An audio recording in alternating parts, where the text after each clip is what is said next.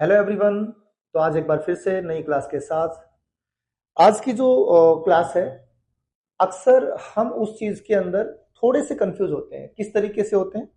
क्योंकि जब भी हम क्वांटिटी की बात करते हैं, जैसे कि आपने सुना होगा how much, how many. Quantity हम हाउ मच से जानते हैं या हाउ मेनी से जानते हैं। तो हाउ मच को कैसे यूज किया जाता है, हाउ मेनी को कैसे यूज किया जाता है, इस चीज को आज हम समझेंगे। बहुत से लोगों का कहना है कि हाउ मच और हाउ मेनी को आसानी से हम पहचान सकते हैं, क्योंकि देखिए यहां पे हम इस चीज को लेके चलते हैं। हाउ मच, ये है आपका हाउ मेनी।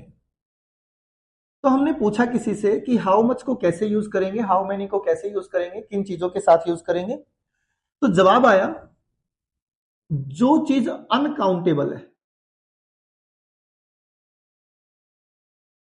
और जो चीज काउंटेबल है।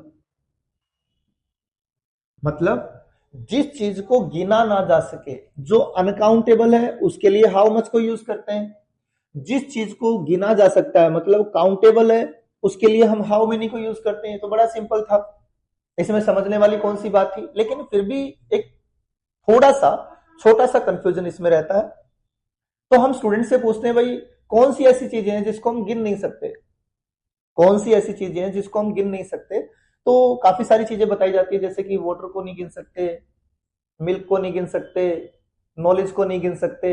लेकिन कुछ एक लोग कहते हैं कि स्टार्स जो है उनको गिन नहीं सकते, ये काउंटेबल नहीं है। आपके अकॉर्डिंग काउंटेबल किसे कहते हैं? आपके अकॉर्डिंग काउंटेबल किसे कहते हैं? काउंटेबल आपके अकॉर्डिंग उसको कहते हैं कि जिसको हम गिन सकते हैं। लेकिन यहां क्या है, काउंटेबल की थोड़ी सी जो परिभाषा है वो थोड़ी सी अलग है। वो क्या है, इस वर्ड को समझिए आप।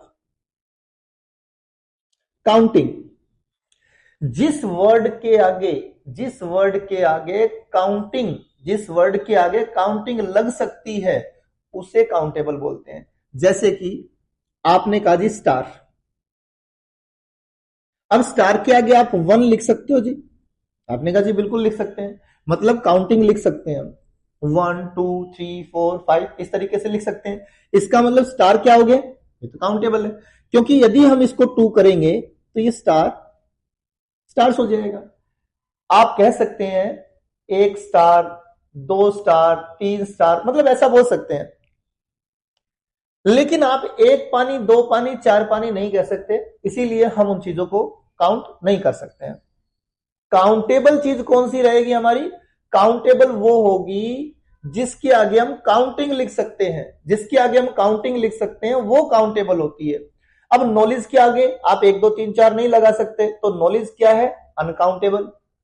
आपने कहा जी हेयर, हेयर जो है इसके आगे 1 2 3 4 लगा सकते हैं क्या? बिल्कुल लगा सकते हैं। 1 2 3 4 5 हेयर हम कर सकते हैं। तो हेयर के आगे 1 2 3 4 5 मतलब गिनती लगा सकते हैं। तो इसीलिए इसको हम क्या कहेंगे कि एक काउंटिंग इसके आगे आ गई, इसीलिए इसको हम काउंटेबल बोलेंगे। काउंटेबल वही चीज रहेगी जिसके आगे काउंटिंग आ सकती है। जिसके आगे काउंटिंग आ सकती है वो काउंटेबल, जिसके आगे गिनती नहीं आ सकती है, काउंटिंग नहीं आ सकती है, वो अनकाउंटेबल। किसी भी चीज को लेके चल सकते हैं आप। जैसे कि आपने कहा हेयर, आप कहेंगे जी काउंटिंग लगा सकते हैं इसके आगे, तो काउंटेबल है।